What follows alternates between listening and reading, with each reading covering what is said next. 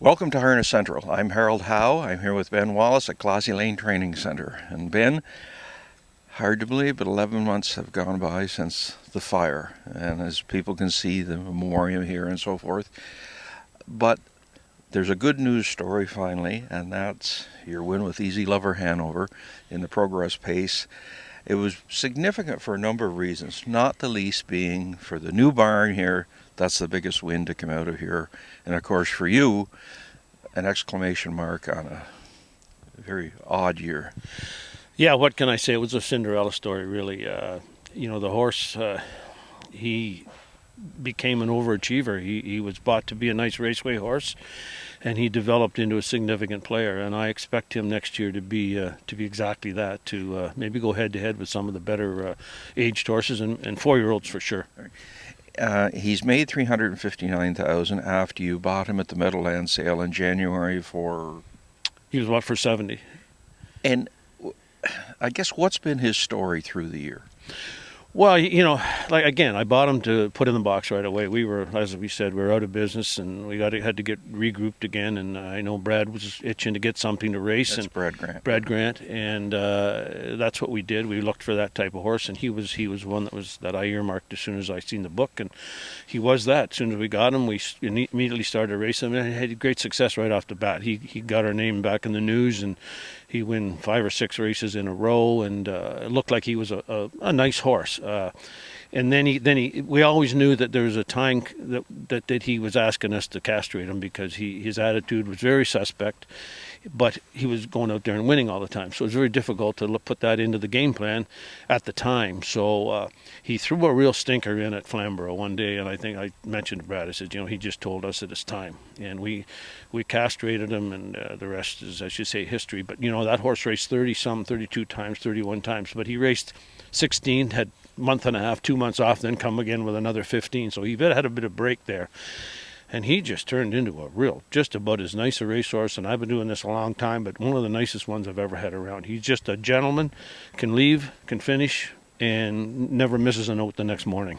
The sale came, I think, about 2 weeks after the fire, and you're being asked with your people to go out and start replacing horses. And I think if we've learned nothing else over the years, it's impossible to build a stable in a short period of time. It's years it takes to do it. But he worked out pretty well. And then you also bought A+, 4-year-old pacing mare, and she's won $75,000. Yeah, and she is what she is. She's about paid for herself now, and just a useful raceway mare. Obviously we would have liked to seen her go ahead and be better than what she is, but she hasn't hurt us. And again, she was well represented, and she's shown up every week and made enough to cover herself and go from there. So she was decent mare. Now the trotter from the sale, Lindy's True Grit, he's been a work in progress. He's made $39,000, and he's been off since the end of August. And where's he headed? Well, problematic. It was unfortunate. It looked like we hit a home run. He went in 53 or 54 early for us, and then he had started hemorrhaging, and we had to sort of give him some time and regroup again. And then training back down, he hurt an ankle behind that I'm in the midst of kind of cleaning up and getting him back going again. I expect him to show up in the free-for-all ranks this winter. On a personal note, Ben, I was just checking. You made only 182 starts, which, given what happened, is exceptional. But you might know that's the lowest number of starts you've made in just about 35 years. But still, you made $720,000, which was better than last year. Yeah. Well, that's that's what this game offers sometimes. As I said, we stood on a hill right back here in midnight, January the 4th, and I was out of business, and not to think that I'd race 150 horses after that was just not thought of. And the game's been good to me, and some people have been good to me, and I regrouped, and the ones that I got sent and the ones that we kind of acquired have done what they're supposed to do, and here we are. So how are you set for the winter now? Okay, I don't have the 2-year-olds I like to have. I usually have, better quality of 2-year-olds, but I lost a bunch last fall, and those people that lost those 2-year-olds didn't really come back to the table for me. And I understand that, there was no churn for them. There was nothing. The ones that they'd invested they'd perished, and I think they kind of got quiet on the 2-year-old market. So that hurt me a little bit. But we've got some horses going into the winter that'll get our name in the paper, and hopefully something comes along. All right.